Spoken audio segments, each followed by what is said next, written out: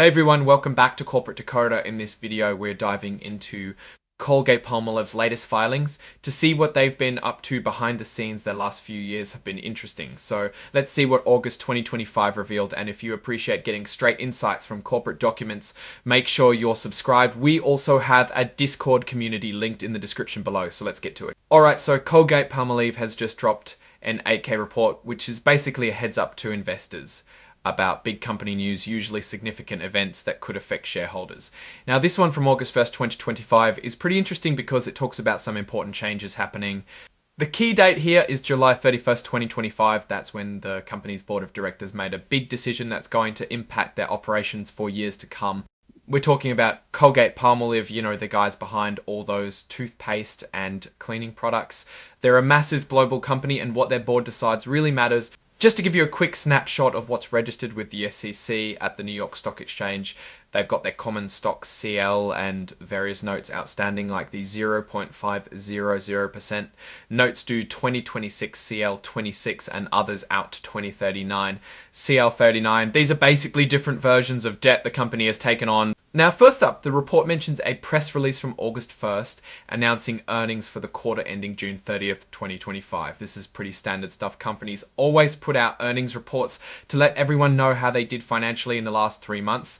They're essentially offering a peek into their operational performance.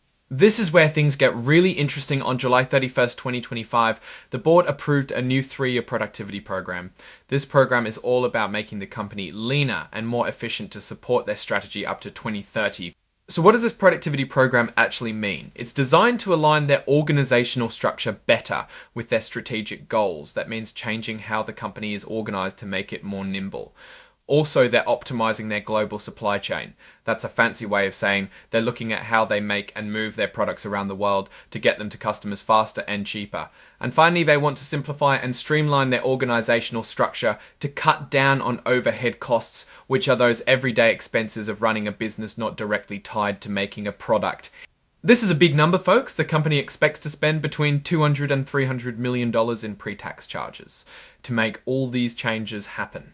Now, these aren't expenses like buying raw materials. These are costs associated with the restructuring itself, like severance for employees or shutting down facilities. It's an investment in future efficiency, but it's going to hit their books over the next 3 years. They estimate that most of these costs will be felt by the end of 2028. And here's a detail that matters to analysts. When they report these restructuring costs, they'll be put under the corporate segment. This means these costs are coming from central decisions and won't affect how well individual business units like toothpaste or pet food are performing internally. It's a way to keep the core business performance figures clean from these one-off restructuring expenses.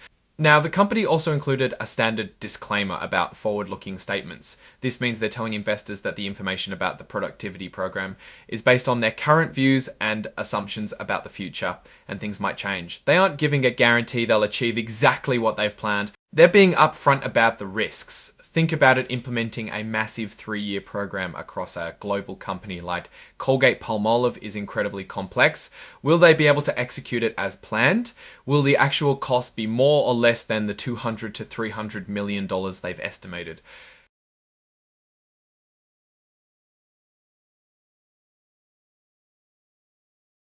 Finally, the report lists the exhibits attached. The most important one here is Exhibit 99, which is the press release from August 1st that announced their earnings for the quarter ending June 30th, 2025. This press release is incorporated into the filing, so it's considered part of the official report.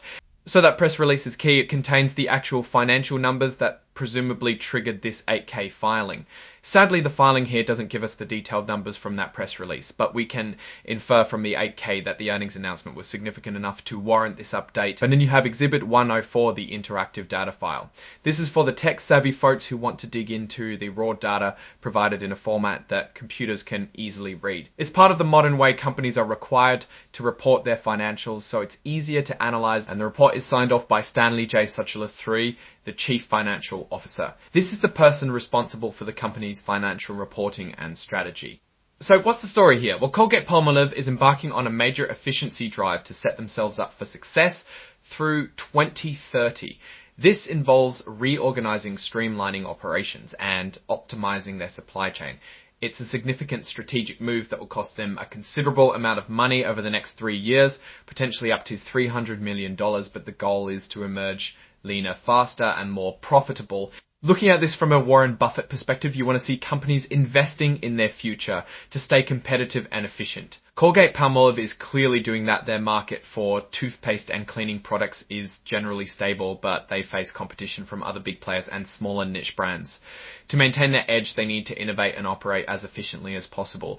This productivity program sounds like a way to do just that. However, the devil is always in the details. We don't have the actual financial results from the June 2025 quarter here in this 8K, but the fact that they're announcing a big restructuring program suggests they're either anticipating changes or looking to proactively improve their performance. What we really need to see is how this program impacts their actual earnings, revenue growth, and especially their margins. Are they going to achieve the projected savings and efficiencies? We'll have to wait for their subsequent quarterly reports to see the real impact. The risks they've highlighted are very valid. Global operations are complex, and executing such a large-scale program on time and within budget is a huge challenge. The success of this will depend on strong leadership and careful planning. In conclusion, Colgate-Palmolive is making a bold move to future-proof its business. They're investing heavily in efficiency, which is generally a good sign for long-term health. However, investors will be watching very closely to see if this massive restructuring actually delivers the promised results without too many hiccups or cost overruns.